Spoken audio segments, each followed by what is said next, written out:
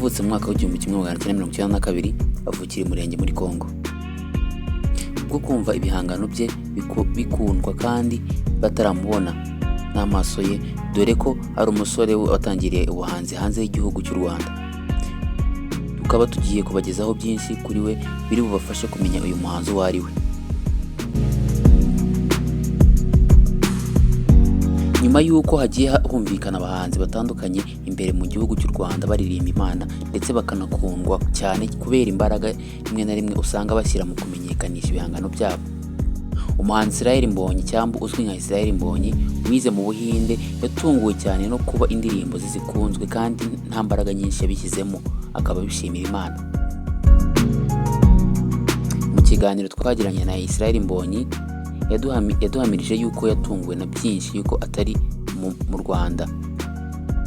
Ubwo atari mu Rwanda, kumva indirimbo ze zikunzwe na benshi mu Rwanda kandi nta kidasanzwe yakoze ngo zimenyekane, ndetse no kuba yahabwa igihembo adahari.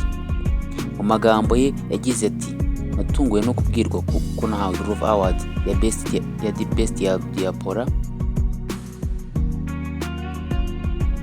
Ntungurwa n'ukuntu indirimbo zakunzwe cyane bitandukanye n'ahantu twazikoreye n'uburyo twazikoze. Nta bunyamwuga bwarimo kabisa. Israel Mbonyi yamenyekanye mu ndirimbo uri number 1 twabanyanawe imfura zo kwisi ko ntacyo zitumarira abo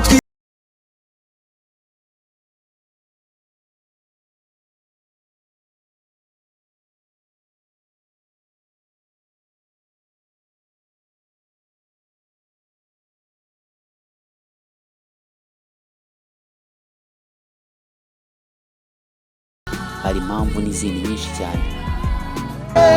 Guca bugufi haririmba indirimbo zishimwe, wankomereje umutima.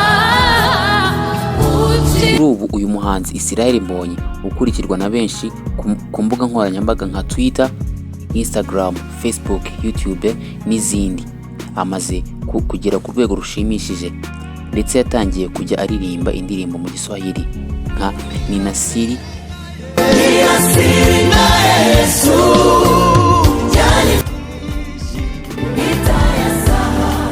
kwa Yesu haijadili kanitakavyokuwa, byatumye arushaho gukundwa. Mwari kumwe nanjye Bertrand, Imana ibahe umugisha.